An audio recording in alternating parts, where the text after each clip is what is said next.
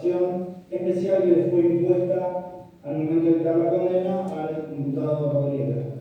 ¿Cuál es la discusión? Este Ministerio Público argumentó durante la cesura y solicitó que la inhabilitación especial fuese para ejercer la medicina. El doctor Rodríguez Lastra será condenado por inhibido, ¿sí?, para el ejercicio de la medicina. La defensa entendió que no, que correspondía solo por inhibición para ser funcionario público, argumentó en ese sentido y dijo que el delito era como funcionario público y que por eso debía ser ese el alcance de la inhibición. El juez le dio la razón a la defensa y impuso la inhibición, y en esto no estamos de acuerdo, voy a dar los fundamentos. ¿Cuál es el sentido de la inhibición especial que tiene el código? El sentido es neutralizar la fuente de delito. La fuente de peligro en este caso es Leandro Rodríguez Lastra. Y Leandro Rodríguez Lastra no es nada más y nada menos que un médico. Entonces, la única forma de neutralizar el peligro por el tiempo de duración de la condena es impedirle al doctor Rodríguez Lastra que sea médico, que ejerza como médico. Después, habilitado después, se podrá volver. ¿Por qué? Porque no es que solo lo hizo como funcionario. Su carácter de funcionario público lo adquiere por ser médico de salud pública, no por cualquier otra razón. Y claramente el alcance de la ley que él infringió y que después entiende que fue infringida, no es solo aplicable a los funcionarios públicos. Acá hay un problema. Lo explicó la doctora Milesi y nosotros también lo explicamos. Esta ley obliga a todos, no solo a los funcionarios públicos. A los médicos también los obliga. La defensa hizo toda una disquisición de que si él no hubiese sido funcionario público, que el tipo penal hubiese correspondido o no. Eso está fuera de discusión. Lo que estamos discutiendo es, señora responsable, señor juez, ¿cuál es su obligación? De acuerdo a la ley, dictar una inhabilitación especial. ¿Para qué? Para neutralizar el riesgo. ¿Se neutraliza el riesgo prohibiéndole a Rodríguez Lastra ser funcionario público? No. No. De hecho, lo que nosotros sostenemos es que, habiendo sido condenado por un delito doloso cometido en función pública, no va a poder ser nunca más funcionario público, por lo menos ampliamente, porque va a tener una condena. No se puede ser funcionario público con una condena por un delito doloso cometido en funciones, de acuerdo a nuestra Constitución Nacional. Entonces, lo primero que vamos a solicitar, respetuosamente, es que corrija el alcance de la inhabilitación especial y haga que la inhabilitación especial, por el mismo tiempo que la dictó el doctor Meiner, sea para trabajar como médico, para el ejercicio de la medicina. ¿Por qué? Porque esta es la única forma de cumplir con el fin de la pena, que es neutralizar la falta de riesgo por el tiempo que sea necesario. Esto, en breves palabras, lo que ya dijimos respecto de la clase de inhabilitación especial. El segundo agravio tiene con las pautas de conducta que estamos. Este Ministerio Público Fiscal le pidió además que, como la pena está en suspenso, que le imponga pauta de conducta. ¿Cuáles eran las pautas de conducta que le pedimos al doctor Menet? Que le obligue al doctor Rodríguez Lastra a hacer un curso sobre consentimiento informado. Que le obligue al doctor Rodríguez Lastra a hacer un curso sobre protocolo de interrupción legal del embarazo. Y que lo obligue al doctor Rodríguez Lastra a tener una formación y capacitación para obtener perspectiva de género en el trabajo de la salud. Voy a empezar por la última, porque además tiene que ver con un agravio que, si bien es difícil de sostener desde lo formal, es importante desde lo institucional. Nosotros le dijimos al doctor Menet que era un caso de violencia obstétrica. El doctor Menet, de manera errónea, dice que no es violencia obstétrica, pero que sí es violencia de género.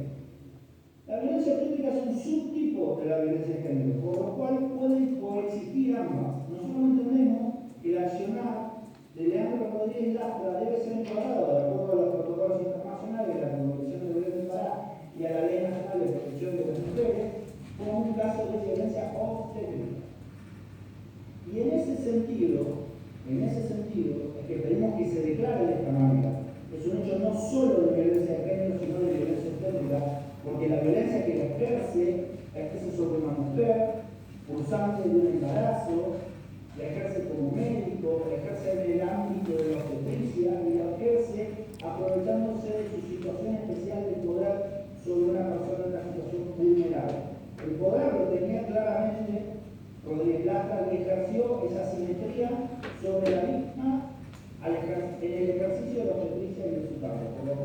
claramente, y no voy a hablar de normas, como ustedes ya lo saben, si se remiten al protocolo, a la ley de para la función de para y a la ley nacional, y vemos la definición de violencia obstétrica, claramente es un caso de violencia. Entonces, como es un caso de violencia obstétrica y de violencia de género en el ámbito de la medicina, le pedimos que lo obligue a hacer una formación, una capacitación para obtener la perspectiva de género del trabajo de salud. ¿Por qué? Que no puedo ver que la pena sea resocializante. Más allá de que ya no podría estar de alguna manera vuelve a trabajar en la salud pública, si vuelve a trabajar en la salud, apuntamos a que vuelva a trabajar con una perspectiva de género, que sea formado de esa manera y para ese tipo de trabajar con otra mirada. También le pedimos el curso sobre consentimiento informado. ¿Por qué? Porque ha quedado claro, por lo que dijo el doctor Torres y por lo que dijo el mismo Rodríguez, que desconoce las diferencias entre el procedimiento del protocolo informado, de consentimiento informado, perdón, firma del formulario, exigencias y demás. La ley nacional explica cómo se llega a dar el procedimiento y cuáles son los requisitos legales. Entonces, para que no vuelva a ocurrir este error de interpretación, le pedimos que en el tiempo que va a estar sometido al proceso, a la condena, haga también un curso sobre consentimiento informado y por último, y no menos importante, también que acredite capacitación y formación sobre protocolo de interrupción legal de embarazo, porque de manera sistemática lo que estén haciendo, siguen sosteniendo que está prohibido realizar una interrupción legal del embarazo después de la semana 22. Y en ningún lugar de los protocolos dice esto, en ninguna parte. No está prohibido. Hacen distintas aceleraciones de acuerdo a los meses y no está prohibido. Entonces necesitamos que comprenda en profundidad una herramienta legal que le va a ser aplicable en su ejercicio de la medicina. Porque vuelvo, más allá de que lo haga en el público o en el privado, esta ley lo va a obligar, la ley policial, si va a ser aplicable, lo obliga a la interpretación Y concretamente, doctor, ¿qué le dice la sentencia sobre ese punto? Que no dice nada, dice que no lo haga ninguna de las cosas. Dice que no hay violencia obstétrica, que hay violencia de género, y no lo trata usted. No. Correcto. No lo trata. Entiendo que las tres pautas guardan íntima relación con el caso, que son proporcionales, que son razonables y que atienden al fin de la pena, que es resocializar a la persona. Estas son mis fundamentos y por eso solicito que, y para que quede claro,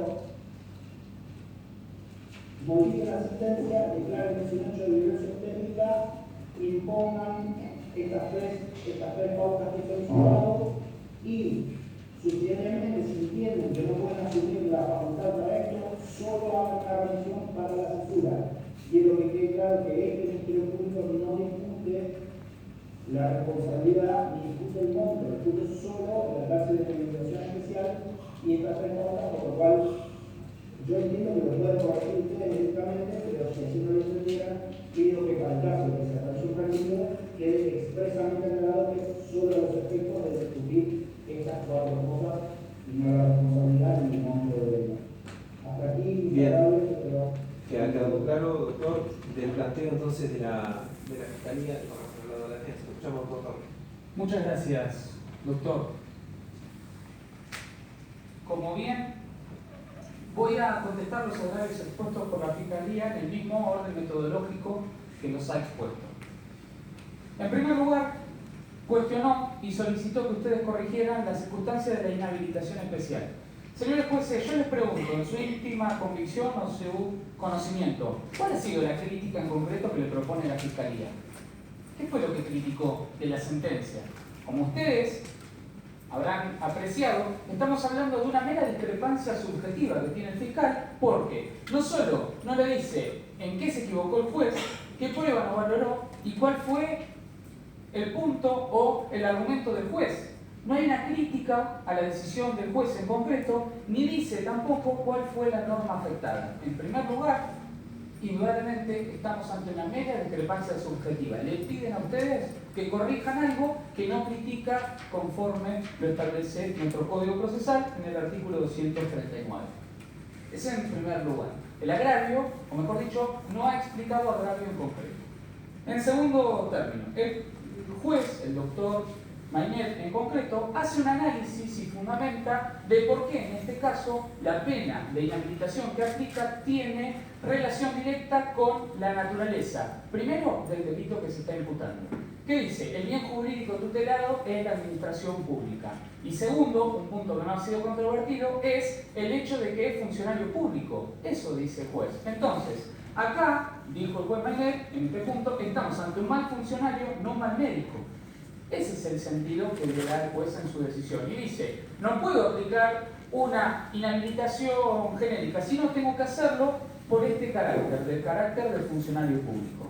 ¿Y por qué lo hace así, señor juez? Lo que le está pidiendo a ustedes el señor fiscal es una inhabilitación general encubierta.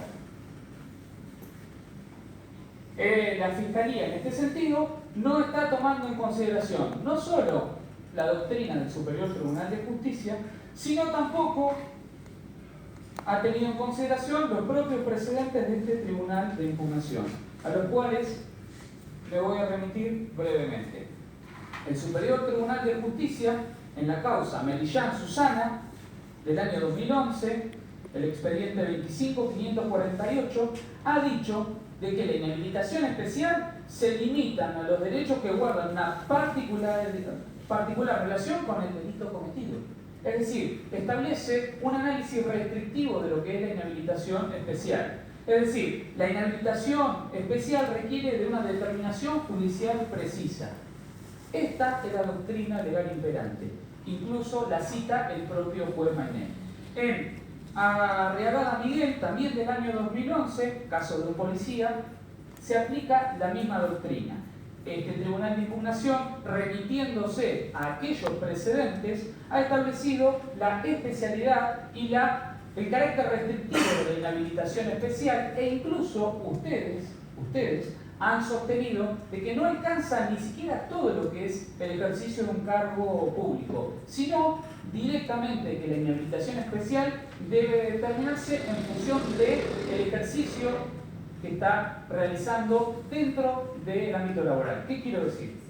En la sentencia 166 del 2019 dijeron: la inhabilitación especial se distingue de la absoluta porque se limitan a los derechos que guardan una particular relación con el delito cometido. Ustedes vienen diciendo, señor jueces, incluso en casos de policía, de que ni siquiera queda inhabilitado para seguir ejerciendo el cargo de empleado público o funcionario público, sino específicamente la relación directa con el cargo que se ocupó. Podría haber dicho el juez que podía no ejercer como inhabilitación especial, no ejercer como médico del servicio de ginecología en hospitales públicos. Podría haber tranquilamente dicho eso el juez y hubiera sido proporcional en concreto. En definitiva, lo que le está pidiendo el fiscal está fuera de los precedentes del Superior Tribunal de Justicia, fuera de lo que ustedes vienen sosteniendo. Pero además, si ustedes dijeran de que alcanza al ejercicio de la medicina en concreto, en este sentido, si no hicieran lugar a la impugnación de esta defensa, lo primero que estarían haciendo es violación del principio de legalidad. ¿Por qué? Porque el hecho del incumplimiento de los deberes del funcionario público por la ley 4796 tiene estrictamente el carácter de funcionario público. Dos razones. Un médico privado, de ninguna manera le alcanzaría el incumplimiento de los deberes del funcionario público. La ley provincial que dice que regula también para los médicos privados, en este punto, debería declararse la inconstitucionalidad si fuera el caso. Si yo fuera abogado defensor de un médico privado, le solicitaría la declaración de inconstitucionalidad, porque no puede una ley provincial venir a crear un tipo penal y mucho menos crear una pena. En definitiva, lo que hace en este sentido el juez Maynet, en este punto, es darle un alcance limitado en función de una interpretación restrictiva y lo fundamenta en este sentido. Paso al segundo punto en concreto que plantea la Fiscalía. Entonces, en este sentido, voy a solicitar subsidiariamente que se rechace el planteo del fiscal. Dice el señor fiscal, les dijo a ustedes de que el señor juez Maynet rechazó la violencia obstétrica y no dio razones. Esto es incorrecto. En la sentencia, ustedes lo pueden ver, trata este punto en concreto y da fundamentos de por qué no entiende que se califica por violencia obstétrica. El planteo de la Fiscalía en concreto en aquel entonces de considerarlo como violencia obstétrica, que es distinto al que acaba de hacerles aquí, fue por la aplicación de la indometacina por medio de la aplicación de un supositorio. Ese fue el planteo con el cual sostuvo de que estábamos ante violencia obstétrica. ¿Qué le responde el juez en la sentencia? Le dice, primero, no ha sido probado de que haya sido Rodríguez Lastra quien suministró específicamente este medicamento. Ese es el primer punto que le contesta el juez. El segundo punto le dice, además, no existe otra forma de indicar ese medicamento que no sea por esa forma. Por lo cual, en este sentido, le contesta el juez, entiendo de que no estamos ante la violencia obstétrica. Y dice, para que se configure de esta manera, tiene que haber un plus a la conducta que ya en ese entonces entendí como que era parte del reproche de la culpabilidad. Ese plus no lo prueba la Fiscalía. El hecho de suministrar la indometacina de esa forma no implica ese plus no implica una conducta que pueda encuadrarse. ¿Por qué? Porque la violencia obstétrica, conforme está definido por la ley que sanciona la violencia contra la mujer, establece típicamente cuándo se da y habla en ese sentido de que violencia obstétrica es la que se ejerce por el personal de salud sobre el cuerpo y los procesos reproductivos expresada, y dice, trato deshumanizado, abuso de medicación y patologización. Abuso de medicalización y patologización están fuera en este sentido. Lo que quiso encuadrar la Fiscalía es por trato deshumanizado. Lo que el juez le contesta, entiendo de que no se da esta calificación de trato deshumanizado por darle una medicación por la única vía que se puede llegar a dar. Entonces, estos fueron los argumentos que le dio el doctor Mañel, en este caso para rechazar la sentencia. En definitiva, no ha expresado un agravio sobre este punto de la Fiscalía y segundo, no se da el carácter de violencia obstétrica. Como el juez entiende que no se da este calificante por todos esos argumentos, entiende que todos los otros informes no son pedidos de la Fiscalía, no son aplicables en concreto y lo fundamenta de dicha forma.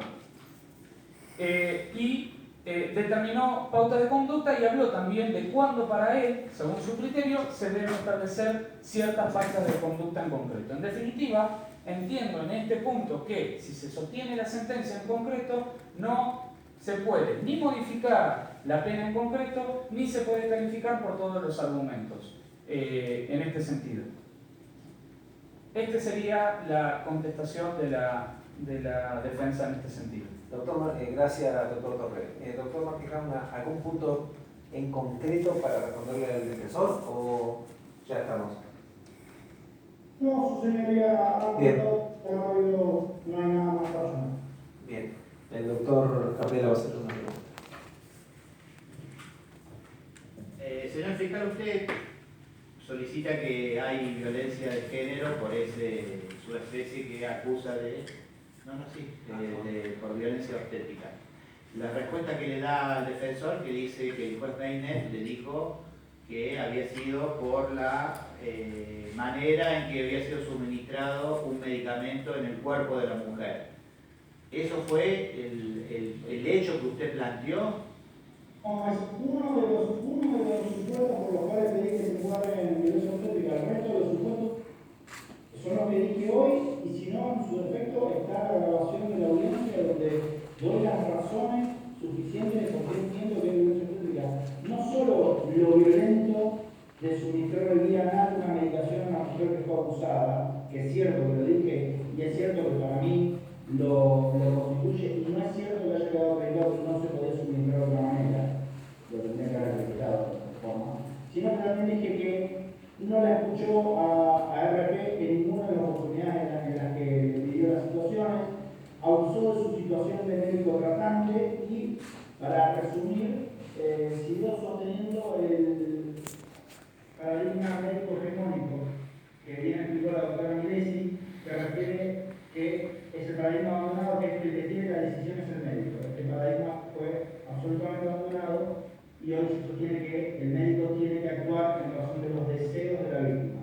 No me voy a echar más sobre eso porque está muy bien explicado por la doctora Milesi en el juicio. Y usted, su alegato de cierre, cuando pidió la sanción penal, estaba en estas valoraciones. Sí, doctor, está. Bien. ¿Es correcto lo que dice el fiscal? Que No, fue yo lo que dice controlé el alegato? Sí, él hizo mención específicamente sobre, y ustedes lo van a poder desarrollar, de que el trato deshumanizante que intenta plasmar es por la suministración de indometacina. Ese fue el punto y ese es el punto que le contesta el juez. Pueden chequearlo en el También hace referencia al trato que daba a colegas médicos, el trato que le dio a Sí, la mujer sobre ese víctima, punto. y hace alusión a informe que entiendo yo como una testigo experta, la ex legisladora Milesi, trató sobre este concepto que según el fiscal desarrolló como médico hegemónico, contrarrestándolo, digamos, controvirtiéndolo con la voluntad que hay que escuchar de todo paciente. Sí, bueno, en ese punto le agradezco que haya tenido esta deferencia de consultarme porque ha sido un agravio que agrega recién ahora a partir de su pregunta el señor fiscal, en ese sentido. Debo decirle tres cuestiones. Lo que dice el juez en concreto de la valoración, esos puntos fueron establecidos e introducidos por la Fiscalía en relación al trato con los demás empleados a partir de sumarios administrativos que estaban abiertos. Lo que nosotros planteamos es que no se puede valorar sumarios que no tenían resoluciones en concreto y lo que el juez dice es, en este sentido, hacería y afectaría el derecho de defensa, en este sentido, tomar para sí sumarios que están en un proceso, porque además también afectaría el debido proceso. No los toma. No, pero a ver, corríjame fiscal, lo que interpreto del pedido de la solicitud del Ministerio Público Fiscal es que me está solicitando una perspectiva de género en la resolución de su agravio. No fue lo que le acaba de decir el señor fiscal. Está criticando otra cosa, Yo lo fiscal. interpreto así, por eso se lo estoy comentando a usted y se lo estoy corroborando con el fiscal. Y me dice, hay una perspectiva de género, hay ausencia de perspectiva de género por el trato que le ha dado el médico imputado a todas sus colegas mujeres, a la paciente mujer. Y eso, por eso le dice estoy que eso me genera un agravio que lo solicito en la pena.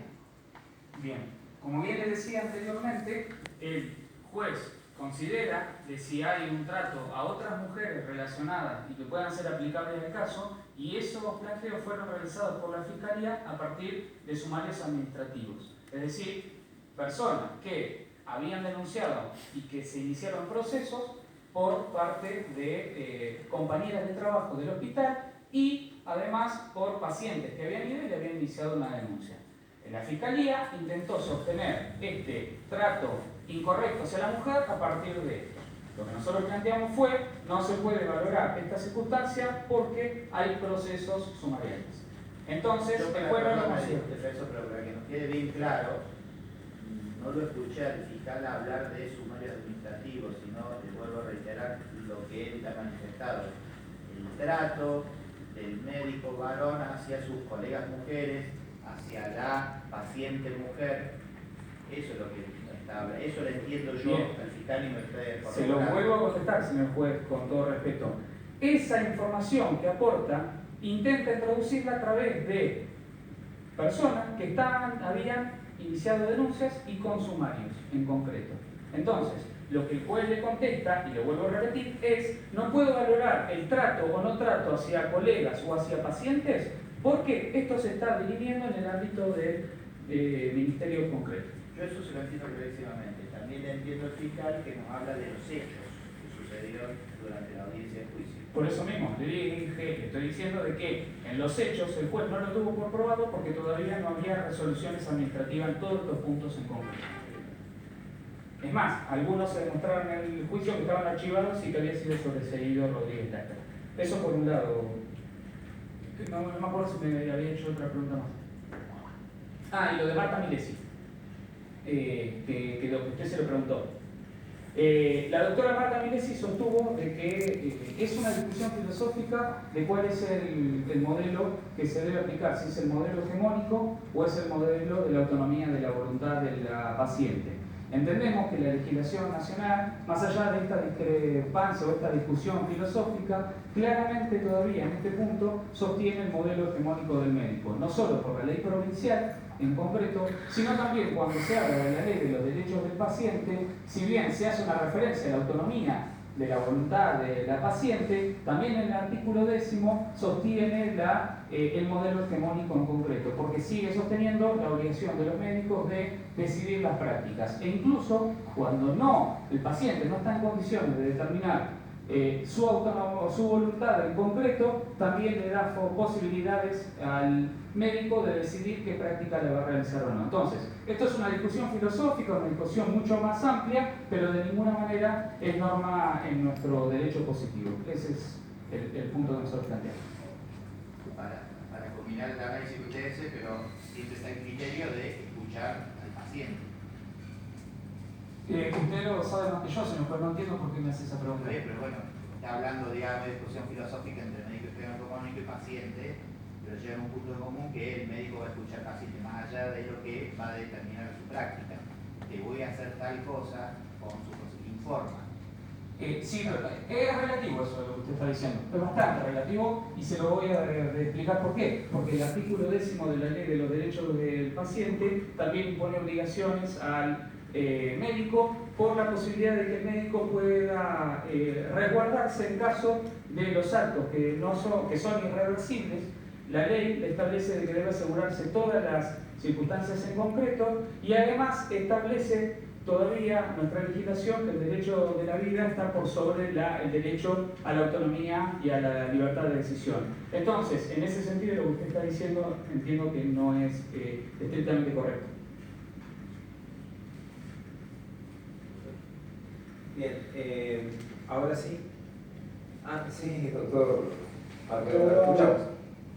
No quiero extender, he intentado ser breve. Solo una cosa, no controverto lo que dice el doctor Torres de que solo intentamos acreditarlo por los sumarios. Acreditamos con todas las declaraciones testimoniales de todas las personas. No es cierto que solo los sumarios acreditaban esto.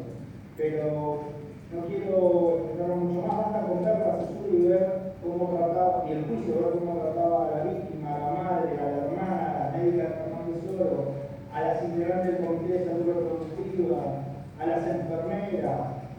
Los sumarios eran anecdóticos, fueron a declarar a la persona y contaron cómo las trataba de la casa. No es que solo eran los sumarios. Solo eso lo pueden ver ustedes en el juicio y quería compartir solamente eso. Muy bien. Ahora sí, entonces, estamos en condiciones de dar la palabra al diputado. Usted sabe, señor, tiene la posibilidad en este momento de entenderse en cuanto a las cuestiones técnicas del juicio, porque eso ya lo han hecho bien intenso los abogados. Ahora la ley le da la posibilidad de escucharlo previo que pasemos a deliberar. Tiene la palabra. Muchísimas gracias, presidente. Sí, bueno, perfecto. Bueno, no voy a entrar en la discusión de si se trata, ¿no? Ahora sí. Ahora sí. Ahora sí. Bueno, escuchando atentamente toda la exposición, yo no voy a entrar en la discusión de si se trata de un error, la conducta que he tomado este 2 de abril y que la Fiscalía me reprocha porque hubo error médico en esa conducta. Un distraído podría pensar que mi negación es digna de un necio obstinado, pensar que no hay error. Sin embargo, no fundamento mi pensamiento en otra cosa más que en el análisis del suceso. El 3 de abril, mis colegas del servicio continuaron con la conducta. Lo mismo 4 de abril, 5 de abril, todo abril.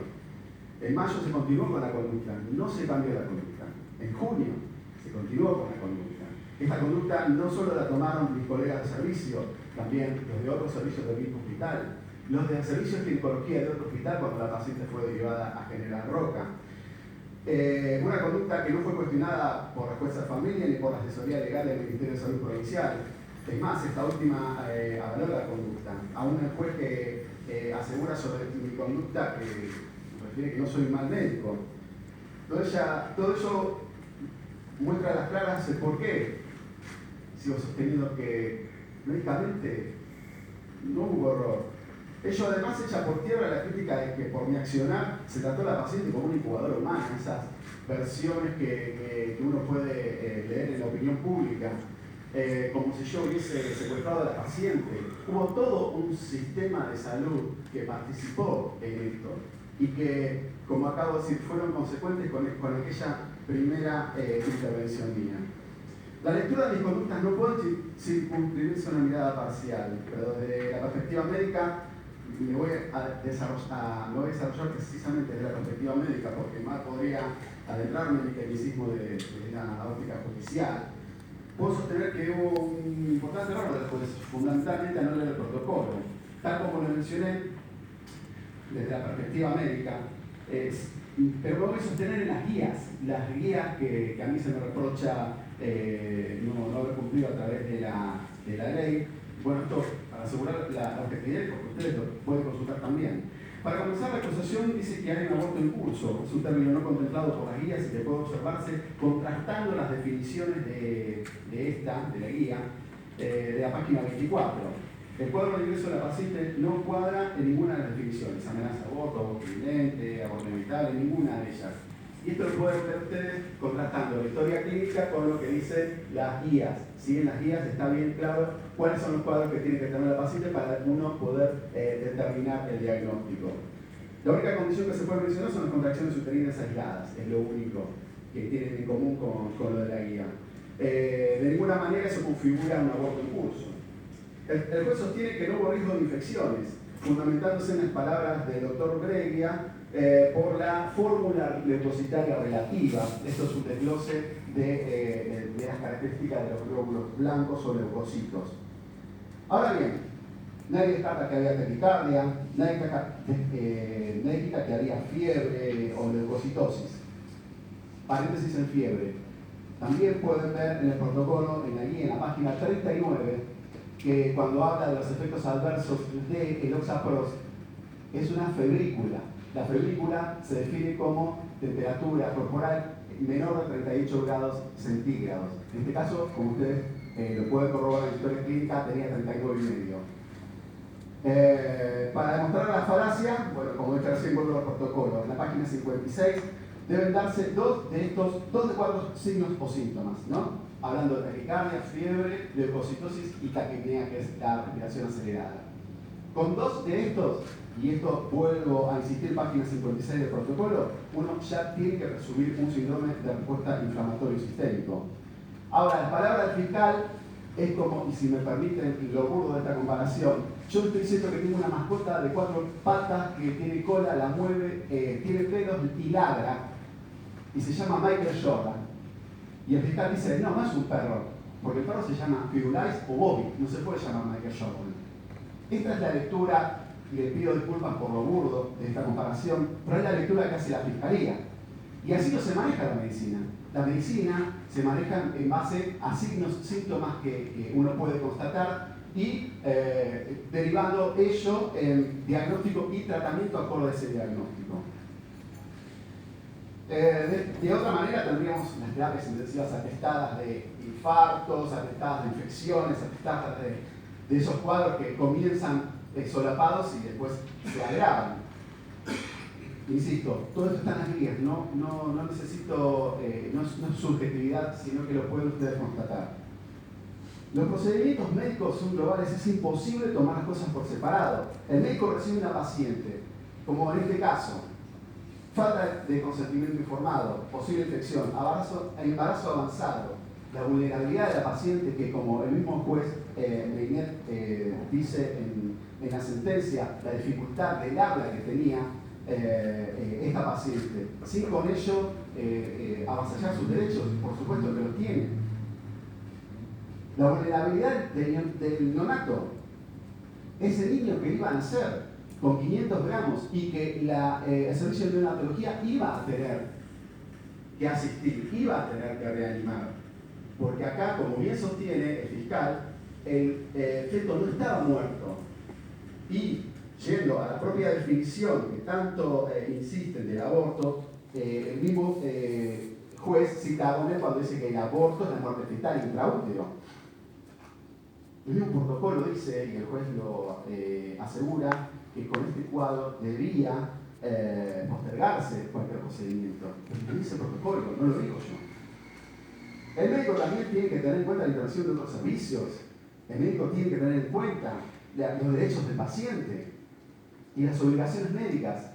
Todo este conjunto de cosas tiene que considerar un médico. Por eso, cuando la fiscalía dice que primero hablan de una cosa, después habla de otra, todo forma parte de lo mismo. Yo no puedo abstraerme de que era una paciente con un bebé vivo, porque escuché sus latidos de 22 semanas, no me puedo abstraer que la paciente había solicitado un aborto, que la paciente había realizado maniobras en lugares no seguros, que la paciente tenía dificultades en la comunicación. No me puedo abstraer de todo esto. Entonces, el reproche en todo este contexto, si lo vamos analizando por cada uno de sus puntos, entramos en un vacío donde nada tiene respuesta. Porque todas esas cuestiones son las que debemos contemplar los médicos. Lo mismo que lo que yo estoy diciendo, lo puede constatar en historia clínica. Yo cuando elaboro, confecciono la historia clínica, pongo, como bien dice, fecha de última menstruación. No, la fecha de última menstruación ahí dice claro que daban 20 semanas y 6 días. Yo pongo esa fecha de última menstruación porque lo correcto es dejar constancia en la historia clínica de todos los datos. Y entre todos los datos está lo que nos dice la paciente. Si la paciente me dice una fecha de última menstruación, yo la pongo y la voy a tener en cuenta contrastándolo con otros estudios complementarios, como en este caso la ecografía, que en definitiva terminó siendo la ecografía lo confiable que se ha corroborado con estudios posteriores.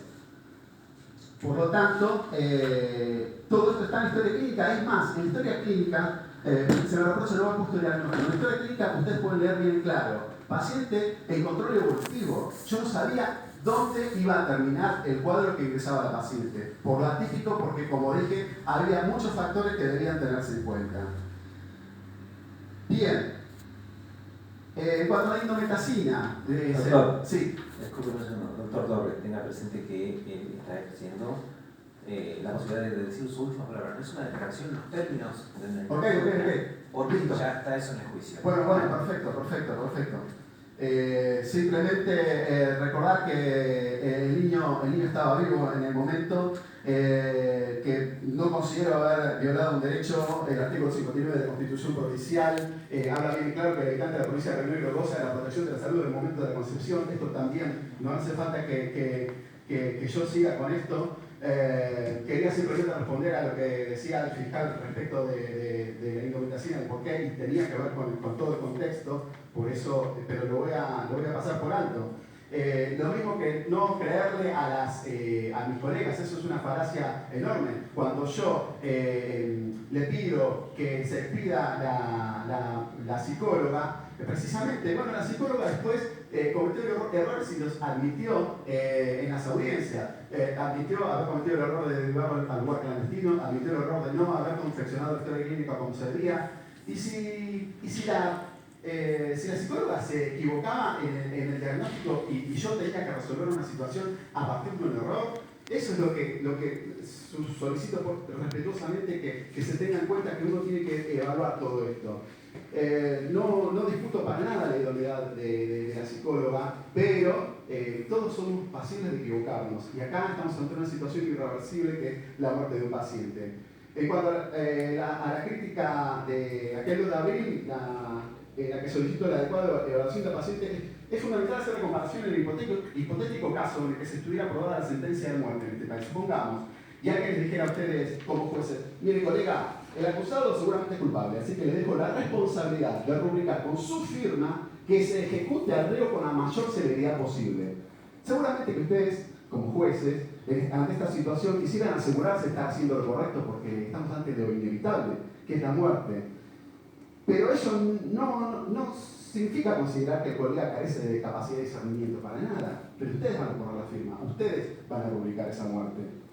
Bueno, por lo tanto, esta historia es fantasiosa porque afortunadamente en este país no rige la pena de muerte, como lo determina la Constitución Nacional, respaldada por tratados internacionales. Por lo tanto, ustedes, señores jueces, no tienen en los hombros la responsabilidad de decidir sobre la muerte de nadie. Los médicos podemos decir lo mismo. No decidimos sobre la muerte de nadie. Eso es todo. Muchas gracias. Muy bien, muchas gracias, señor Huerta. Ahora sí. Bien. Con esto sí estamos en condiciones de cerrar la audiencia. Vamos a saludar a los colegas de Psicología. Muchas gracias, doctor Manquejaunas, sus colegas.